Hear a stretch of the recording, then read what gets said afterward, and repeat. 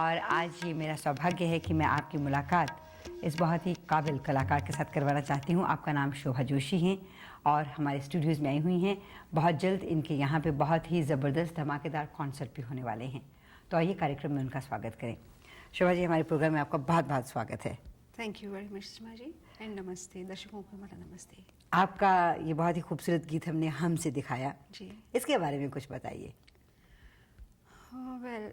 हम वैसे big budget वाली या बिग स्टार कास्ट वाली मेरी पहली फिल्म थी। हालांकि उसके पहले भी मैं बिग बजट की फिल्म में, लेकिन अमिताभ जी जिस पिक्चर में हैं जी, वो जाहिर है आप भी जानती हैं, वो तो बहुत ही बड़ी पिक्चर हो जाती है। बिल्कुल। और लक्ष्मीकांत प्यारेलाल जी के लिए मैंने इस फिल्म में पहली बार गाया था। हालांकि मुकुल आनंद जो डायरेक्टर और रोमेश शर्मा जी वो मुझे नहीं जानते थे। अच्छा। लेकिन लक्ष्मीकांत जी ने उनको मेरे बारे में बहुत बताया था और कहा था कि आप इस सिंगर को गवाओ और देखो कैसा गाना होता है।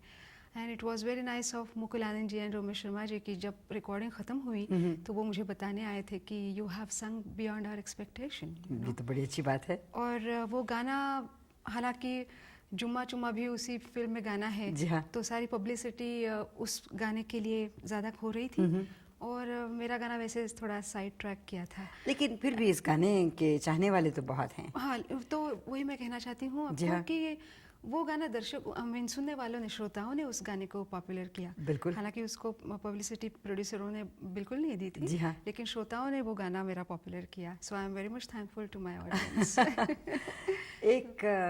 एक बात जो आपके बारे में मैं जब इंटरव्यू के लिए मैंने आपसे दरख्वास्त की थी तो उस समय मैं कुछ रिसर्च कर रही थी तो पता लगा मुझे कि आप 15 साल की उम्र से गा रही हैं। जी, गा तो मतलब सीख रही हूँ मैं 5 या 6 साल की उम्र से। लेकिन 15 साल की उम्र में मैंने फर्स्ट क्लासिकल कॉन्सर्ट मेरी 2.5-3 घंटे की मैंने की थी। 15 साल की उम्र में, लेकिन मैंने सीखना काफ़ी जल्दी शुरू किया था। तो आप किसको अपना गुरु मानती हैं? मेरे गुरु काफ़ी हैं, मैंने काफ़ी लोगों से सीखा। अच्छा। जैसे मैं पूना से हूँ। पूना महाराष्ट्र में, बम्बई के पास एक बहुत ही खूबसूरत शहर है। जी हाँ। तो वहाँ पे मैं पंडित आगाशे जी से सीखती थी, जो विनायक राव पटवर्धन जी के शागिर्द हैं। अच्छा। और विनायक राव पटवर्धन जी का बड़ा योगदान है क्लासिकल म्यूज़िक में। Of course. फिर डॉक्टर प्रभात्री, माणिक वर्मा और वाई.बी. जोशी, इनसे मैंने सीखा क्लासिकल म्यूज़िक। और लाइट म्यूज़िक में गज़लों के मेरे गुरु रहे हैं खान साहब, मेहदी हसन खान साहब। अच्छा। और भी लाइट म्यूज़िक मैंने जो बॉम्बे के बहुत ही बड़े हमारे महाराष्ट्र के म्यूज़िक डायरेक्टर हैं पंडित यशवंत देव जी, उनसे मैंने सीखा। अच्छा, ये बताइए कि अक्सर हमारी भारतीय फिल्मी इंडस्ट्री में उन लोगों की गुड्डी चढ़ती है या सिक्का उनका बोलता है जो कि शायद क्लासिकी संगीत में इतना ज्ञान न रखते हों। हो सकता है किसी ऐसे वक्त पे, जैसे वो कहते हैं ना, to be there at the right time at the right place. तो आप क्या ये महसूस करती हैं कि किसी भी संगीत के लिए जो बेसिक नॉलेज क्लासिकी संगीत की है वो बड़ी मदद करती है? जी, मैं बिल्कुल मानती हूँ कि चाहे वो फिल्म संगीत हो या कुछ भी हो, बिल्कुल क्लासिकल बैकग्राउंड होना बहुत ज़रूरी है। और हालांकि आपने देखा होगा कि लता जी के वक्त से जी, लता जी के जो भी गाने, जितने भी गाने हैं, पुराने गानों में तो खैर वैसे भी क्लासिकल बैकग्राउंड ज़्यादा होता था जी। और लता जी ने क्लासिकल सीखा था, इसलिए उनकी गायकी में और उनके प्रेजेंटेशन में एक खूबसूरती, क्योंकि क्लासिकल जब आप सीखते हो तो you can find your intricacies of music and you can beautify the song, या उसमें ज़रा आप वो ला सकते हैं। जी, उस गाने में जो एक सौंदर्य, जो एक खूबसूरती होती है वो अपने आप ढूंढ सकते हैं अगर आपने क्लासिकल सीखी हो। जी। और अगर नहीं सीखी हो तो जैसे बताया जाता है, without adding your own things, वो गाना गाया जाता है, but you can add something of your own. लेकिन मेरे ख्याल से आजकल के फिल्मों के गाने जो बनते हैं उसमें क्लासिकल गायकी वैसे भी कम होती है, क्योंकि फास्ट नंबर्स होते हैं, वेस्टर्न स्टाइल भी होते हैं। लेकिन फिर भी किसी भी गाने को क्लासिकल बैकग्राउंड हो तो सिंगर को, तो वो ज़्यादा और खूबसूरती से निखर आता है। क्योंकि आपने क्लासिकी संगीत सीखा है जी, तो आपसे मैं शायद सवाल कर सकती हूँ कि क्या संगीत की कोई भाषा है? कहने का तात्पर्य ये कि अगर आप भारतीय संगीत सुन रही हैं, क्या आप एज अ ऑडियंस चूँकि आप सिंगर रह चुकी हैं, सिंगर हैं, क्या आप किसी पाश्चात्य संगीत के धुनों को, उसकी लय को समझ सकेंगी? सुषमा जी, मुझे बड़ी खुशी है आपको बताने के लिए कि मैं पाश्चात्य संगीत बहुत सुनती हूँ और मुझे बहुत पसंद है। मैं काफ़ी सिम्फनीज़ मेरे पास मेरे पर्सनल कलेक्शन में है जी। और वेस्टर्न सिंगर्स भी मैं बहुत लाइक लुसियानो पावारोत्ती से लेके विटनी ह्यूस्टन, बारबरा स्ट्राइसैंड, ये मेरे सब फेवरेट सिंगर्स रहे हैं। शाका खान जो सिंगरों की सिंगर मानी जाती हैं, जी हाँ, तो उनको भी मैं सुनती हूँ और वेस्टर्न म्यूज़िक भी मुझे बहुत पसंद है। हालांकि कोई भी अच्छा म्यूज़िक, चाहे वो वेस्टर्न हो या हिंदुस्तानी हो, कोई भी हो, अच्छा म्यूज़िक मुझे अच्छा लगता है। और मेरे ख़्याल से कि म्यूज़िक की कोई भाषा नहीं होती। म्यूज़िक की भाषा इज़ ओनली म्यूज़िक, 7 सुर वो म्यूज़िक की भाषा है। Only the application is different, slightly different हो जाती Yeah. है। अक्सर मैं किसी अपने दोस्त से जिसको संगीत के बारे में इतना ज्ञान ना हो और वो पश्चिम से हो, कभी उनसे बात करते हुए सिंगर्स के बारे में तो कहते हैं कि आपकी जो मेल वॉइसेस हैं वो तो ठीक है, लेकिन आपकी फीमेल वॉइसेस बहुत हाई ऑक्टेव पे गाती हैं। ऐसा क्यों है? तो मुझे उनका जवाब नहीं आता। हाँ, इतना मैं कह सकती हूँ कि हमें ये क्षमता है कि हम बिल्कुल पतले स्वर में भी गा सकते हैं। जी। जहाँ के हाई ऑक्टेव या एक ह्यूमन रेंज होती है, जी हाँ, हर इंसान की, तो जो ह्यूमन रेंज है, जो नेचुरल रेंज है, उसी में हम गा सकते हैं, लेकिन ट्रेनिंग से उस रेंज को कुछ हद तक बढ़ाया जा सकता है। अच्छा। और उसके लिए ट्रेनिंग बहुत ज़रूरी है। और यहाँ पे पाश्चात्य संगीत में आपने देखा है कि लो ऑक्टेव में गाते हैं और सोप्रानोज जो हाई ऑक्टेव में गाते हैं, ये दो अलग अलग हैं। जी। तो हाई ऑक्टेव में जो गाते हैं, जो सोप्रानो सिंगिंग करते हैं, उनकी नेचुरली ही ऊंची आवाज़ होती है, पतली आवाज़ होती है, but with their training they can sing in higher octave. लेकिन इंडियन म्यूज़िक में ऐसे सोप्रानो सिंगिंग और लोअर ऑक्टेव ऐसे कोई नहीं है। नहीं। एक ही रेंज में जो अपनी नेचुरल रेंज है उसमें गाते हैं। फॉर्चुनेटली भगवान ने मुझे ऐसी रेंज दी है कि मैं काफ़ी लो भी गा सकती हूँ और ऊंचा भी गा सकती हूँ। But with training you can increase और you can go still lower than your natural यानी रेंज। कोई सुबह का राग गाना हो भैरवी में तो बिल्कुल लो गा सकती हैं आप। जी।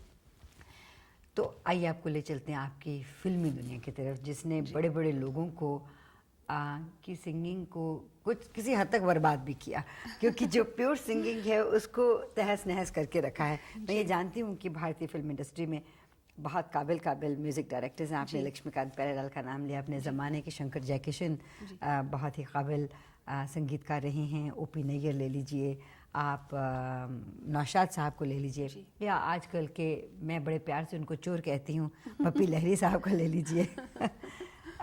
इस दुनिया में आपका आना कैसे हुआ? संगीत की दुनिया में, फिल्मी दुनिया में? फिल्मी दुनिया में वैसे मैं पुणे से, मैंने बताया मैं पुणे से हूँ, लेकिन मैं संगीत डेवलप करने के लिए फर्दर एजुकेशन जो और भी आगे वाला एजुकेशन क्लासिकल संगीत में सीखने के लिए मैं पुणे से बम्बई आई थी। अच्छा। और वो हालांकि एक तरह से मेरा करियर बनाने के लिए, लेकिन जब मैं बम्बई आई तो मैंने कोई सोचा नहीं था कि मुझे फिल्मों में गाना है, या मेरे सामने सिर्फ एक ही ध्येय था कि मुझे गाना सीखना है और उसमें एडवांस म्यूज़िक सीखना है मुझे। लेकिन उसके दौरान मैं छोटे छोटे प्रोग्रामों में गाती रही और टेलीविज़न पे मैंने फर्स्ट टाइम गाया, तो वो मेरा गाना काफ़ी लोगों ने पसंद किया टेलीविज़न पे। और टेलीविज़न को काफ़ी सारे ख़त आए कि ये आर्टिस्ट का गाना हमें बहुत पसंद था। अच्छा। और वैसे कुछ म्यूज़िक कंपनी के लोगों ने मेरा गाना सुना था, and that's how they approached me for commercial singing, जैसे प्राइवेट एल्बम्स के लिए। अच्छा। और उसी दौरान मुझे सी रामचंद्र जी के साथ काम करने का मौका मिला। वाह। हालांकि वो तो इंडस्ट्री में ज़्यादा नहीं काम करते थे उस वक्त, लेकिन उनकी एक अपनी ग्रुप थी, भुलाए ना बने। अच्छा। तो वो अपने गानों का प्रोग्राम करते थे और उनके साथ मुझे उसमें गाने का मौका मिला। और वहाँ हम लोग उनको अन्ना कहते थे, तो वो खुद सिखाते थे। अच्छा। उनके अपने गाने जो लता जी ने गाए थे जी। और उनके पास मुझे सीखने का मौका मिला कि गाना कैसे प्रेजेंट किया जाए, कौन सा लफ्ज़ों की अदायगी फिल्म म्यूज़िक की, किस शब्द के कैसे ज़ोर दे के गाना है, राइट, कैसे उसको अदा करना है, और कहाँ पे सांस ले लेना है और पता भी ना कहाँ चले। तोड़नी है, कहाँ जोड़नी है। राइट, वो राइट। काफ़ी मुझे सी रामचंद्र जी के साथ सीखने को मिला। और उसके बाद जयदेव जी मेरे एक प्रोग्राम में आए थे। अच्छा। जो हमारा क्लासिकल म्यूज़िक का प्रोग्राम था एक्चुअली, लेकिन जो सही मायने में संगीतकार है और जो पुराने संगीतकार हैं, उनको आप क्लासिकल गा रहे हो या फिल्म म्यूज़िक गा रहे हो, उससे फ़र्क नहीं पड़ता। वो पहचान जाते हैं आर्टिस्ट की क्वालिटीज़ क्या है। तो जैसे जयदेव जी ने मुझे सुना, वो मुझे मिले प्रोग्राम के बाद, और उन्होंने कहा कि बेटा तुम, ये मेरा पता है और तुम मेरे पास आया करो, मैं तुम्हें कुछ गाने सिखाऊंगा मेरे। और बस मैं उनके पास गई जाती रही कभी कभी, जब भी मुझे वक्त होता था मेरे पास, और वो मुझे गाने सिखाते थे। अच्छा। और उनकी एक फिल्म आई थी जुम्बिश, हाँ। उसके बाद तो जुम्बिश में उन्होंने, हालांकि वो फिल्म काफ़ी नहीं चली लेकिन उसके गाने चले थे काफ़ी। जी। जुम्बिश में मैंने पहली बार जयदेव जी के निर्देशन में मैंने गाया था। आपको वो गीत याद होगा? हाँ, जो एक ठुमरी नुमा गाना था, ठुमरी पे बेस था, पिया तेरे कारण मैं जोगन बन जाऊंगी, ये उसके वर्ड्स थे। वो मैंने गाना गाया था और ऐसे फिल्म इंडस्ट्री से मेरा तारुफ हुआ। तो हालांकि लोग आपको जानते हैं हम के गीत से, जो कि हमने कार्यक्रम के शुरू में पेश किया, लेकिन इसके अलावा आपने जूही चावला के लिए भी तो फिल्म लव लव लव में गीत गाया है। जी। उस गीत को गाते हुए क्या आपको ये ध्यान में रखना पड़ा कि जूही इस गीत को गाते समय किस तरह से हाव भाव करेगी, उसकी आवाज़ के साथ अपनी आवाज़ मिलानी पड़ी? सुषमा जी, अनफॉर्चुनेटली जूही चावला जी उस वक्त बहुत नहीं थी, शायद उनकी दूसरी या पता नहीं तीसरी फिल्म थी जी। तो मैंने कोई उनकी फिल्म नहीं देखी थी। तो इसलिए मैंने इस फिल्म के जो डायरेक्टर बी सुभाष जी और बप्पी लहरी जी संगीतकार थे, अनजान जी गीतकार थे, तो उनको मैंने पूछा कि ये क्या सिचुएशन है इस गाने की। तो उन्होंने मुझे एक्सप्लेन किया, और थोड़ी सी साहित्य की जानकारी मैं रखती हूँ। हाँ। थोड़ी बहुत, तो जब गाना पढ़ती हूँ तो वो क्या मूड का होगा जी, ये पता तो वैसे भी चलता है, उस हिसाब से मैंने उसको एक्सप्रेस किया। तो ये थोड़ा गज़ल नुमा गीत है, न चिट्ठियाँ ना ना कोई संदेशा, बहुत ही खूबसूरत गीत है वो, और काफ़ी मतलब लोगों ने पसंद किया था उसको। जब गीत आपको कोई मिलता है, आप उसे गाती हैं, क्या वो बहुत दिनों तक फिर आपके जहन में रहता है, उसे गुनगुनाती रहती हैं आप? Very good question. कभी कभी कुछ गाने ऐसे होते हैं कि काफ़ी दिन तक जहन में रहते हैं, नॉट ऑल। नहीं। मैं देख रही हूँ कि आपकी इस खूबसूरत लिस्ट में प्यार के नाम कुर्बान के भी गीत बड़े मशहूर हुए। यहाँ पे वैंकूवर में एक जो गीत बड़ा मशहूर हो रहा है, वो कमसन का गीत बड़ा मशहूर हो रहा है। जी, वफा की कसम बेवफा न होंगे। मुझे यहाँ काफ़ी लोगों ने बताया कि वो गाना मेरा बहुत बार आपके चैनल पे दिखाया गया। जी हाँ। और मैंने सुना आपने उसकी कंपटीशन भी रखी थी उस गाने की, कि वो गाना पहचाने, उसके सिंगर्स पहचाने। जी हाँ। And I am sure you must have told the name of the singer. हमारे यहाँ पे देखने सुनने वाले बड़े चालाक हैं, उनको संगीत का इतना ज्ञान है, मैं आपको बता नहीं सकती। हमारी कोई कंपटीशन ऐसी नहीं होती जिसे कोई जीते ना, सब कंपटीशंस जीते हैं। और आपकी इस कंपटीशन को जीतने वाले भी बड़े माहिर लोग हैं यहाँ पे। मुझे बहुत खुशी है इस बात की। लेकिन मैंने ये क्यों कहा सुषमा जी, क्योंकि हम का मेरा गाना जब पॉपुलर हुआ जी, तो बहुत ही थोड़े लोग ऐसे होते हैं कि जो कैसेट को खोल के देखते हैं कि भाई किसने गाया। लेकिन आई वुड से फॉर्चुनेटली और अनफॉर्चुनेटली, आई डोंट नो, लेकिन जब ये गाना कागज़ कलम बहुत पॉपुलर हुआ गाना, तो बहुत से लोगों को लगा कि ये गाना लता जी ने गाया है, क्योंकि लोगों ने देखा नहीं कैसेट पे। Right, of course I take it as compliment, of course, Lata ji ने। लेकिन जब कुछ लोगों को पता चला, कैसेट पे नाम देखा, तो अरे ये लता जी ने नहीं गाया, ये कोई नई सिंगर है, या शोभा जोशी ने गाया है, जो लोग मुझे जानते हैं। तो कभी कभी ऐसे होता है कि लोग समझते हैं ये लता जी ने गाया हो या आशा जी ने गाया हो, but I mean they don't try to make effort to know the singer sometimes. बिल्कुल। और फिर वैसे भी लता और आशा बहुत से लोगों की ज़िंदगियों का एक हिस्सा बन चुकी हैं कि लोग उनके दायरे से बाहर सोच ही नहीं सकते। जी, मतलब अगर अच्छा गाना गाया किसी ने तो लता जी ने, आशा जी ने गाया वैसे। लेकिन मेरे लिए तो ये बहुत खुशी की बात है कि लोगों ने कम से कम ये तो कहा कि अच्छा गाया है। मैं आपको वो कंट्रोवर्शियल सवाल नहीं पूछूंगी कि अक्सर लोग ये कहते थे, जैसे सुमन कल्याणपुर जी से हमारी मुलाकात हुई, मीनू पुरुषोत्तम, इनसे जब हमने कभी इंटरव्यू किया हेमलता, तो उन्होंने अक्सर ये कहा कि उनके ज़माने में लता ने किसी और को आगे बढ़ने ही नहीं दिया। और जैसे अनुराधा पौडवाल के बारे में आजकल ये कहा जा रहा है कि वो हैं तो वो सारी म्यूज़िक इंडस्ट्री को कंट्रोल किए हुए हैं। मेरे विचार में आप लोगों से ये सवाल पूछना शायद अच्छा भी नहीं होगा, लेकिन कोफ तो होती होगी आप लोगों को कि जो काबिल कलाकार हैं आप जैसे, वो आगे नहीं बढ़ पाते। जी, ऐसे मेरे भी सुनने में है कि काफ़ी मोनोपोली होती थी, लेकिन फॉर्चुनेटली और अनफॉर्चुनेटली अगेन, जब ये मोनोपोली होती थी या होती होगी जी, तब मैं फिल्म इंडस्ट्री में नहीं थी जी। तो उसकी आँच मेरे पे कभी नहीं आई। हाँ, हाँ। और मैं समझती हूँ कि अगर आप अच्छा गाना गाएं जी, तो और लोग पसंद करें तो कभी ना कभी तो मोनोपोली टूटती ही है। बिल्कुल, और बिल्कुल। आपको गाने मिलते हैं, लोग पसंद करते हैं।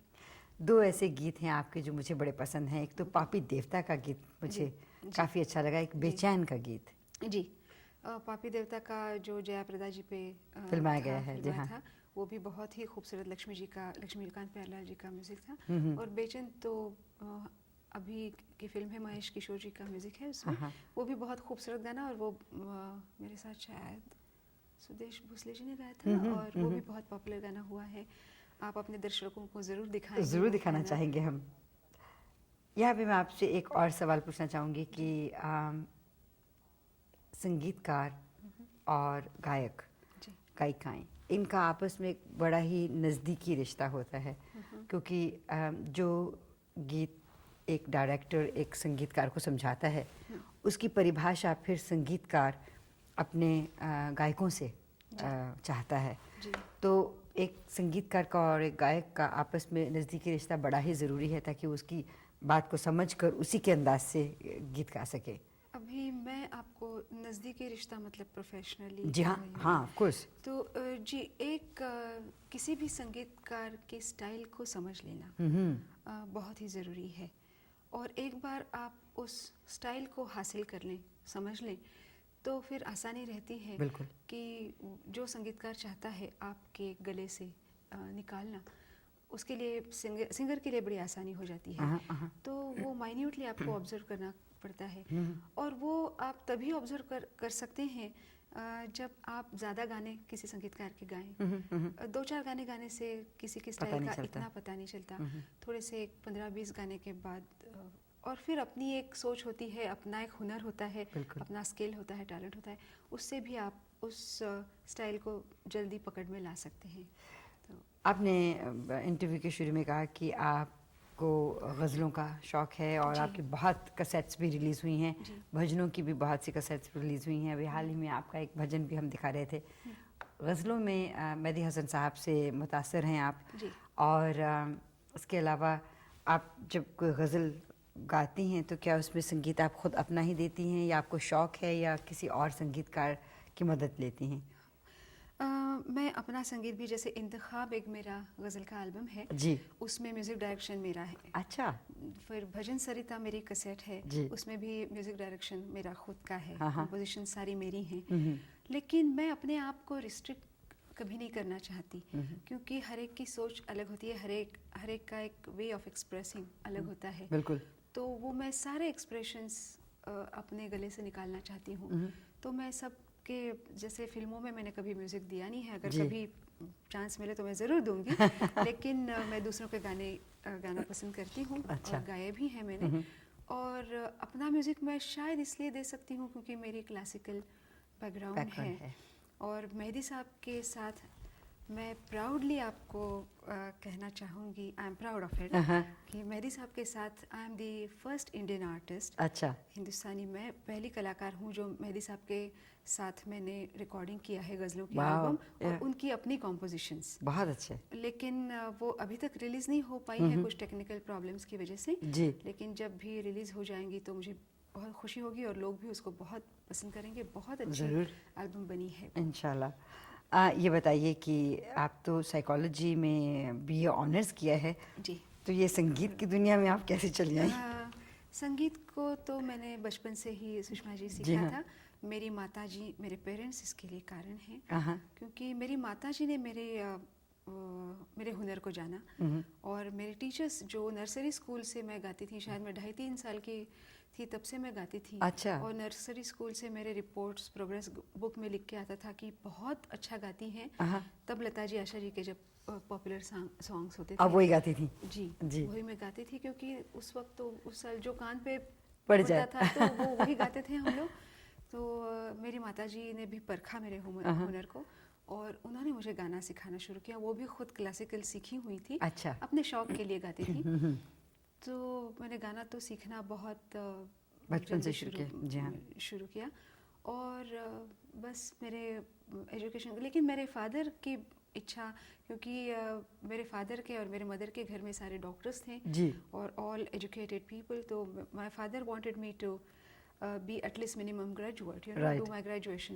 लेकिन उसके बाद मैंने मास्टर्स भी किया और right now I am trying to work on my PhD. वाह। लेकिन वो कंप्लीट कर पाऊंगी कि नहीं मुझे पता नहीं तो है। आपको डॉक्टर शोभा जोशी कहना पड़ेगा हमें। अगर मैं कंप्लीट करूं तो मुझे बड़ी खुशी होगी डॉक्टर शोभा जोशी कहलाने में।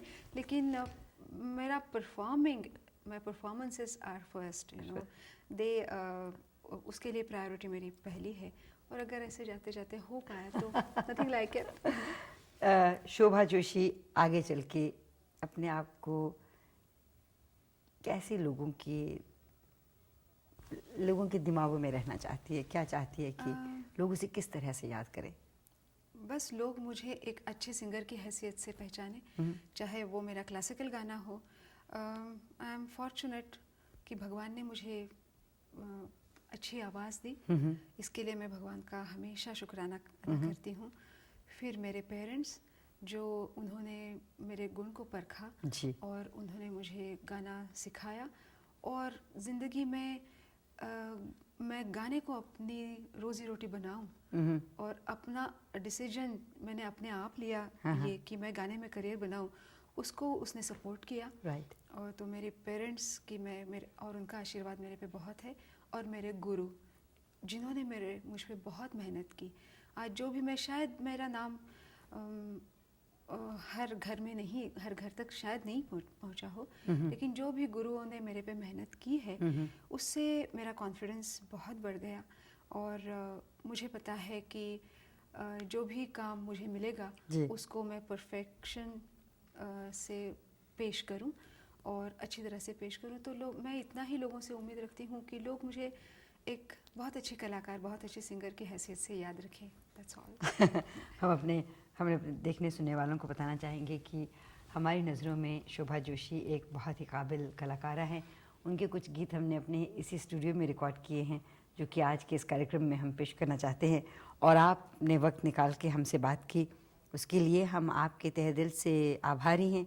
और हम इस बात का भी आभार प्रकट करते हैं कि आपने हमारे स्टूडियो में रिकॉर्डिंग की। और इंशाल्लाह आपका जो आने वाला कॉन्सर्ट है वो बहुत कामयाब हो। Thank you Sushma ji. मैं अपनी तरफ से आपका बहुत बहुत शुक्रिया अदा करना चाहती हूँ। आपने मुझे यहाँ पे बुलाया और आपसे मिलने की भी मुझे बहुत खुशी है। और दर्शकों के सामने जाने का मुझे जो आपने मौका दिया है उसके लिए मैं आपकी बहुत बहुत शुक्रगुजार हूँ। और आशा है कि दर्शक मेरे गाने पसंद करेंगे, और अगर पसंद करेंगे तो उसका ज़िम्मा फिर आपके सर पे जाता है, क्योंकि आपने मुझे यहाँ आने का मौका दिया। And I am so thankful to you. Thank you.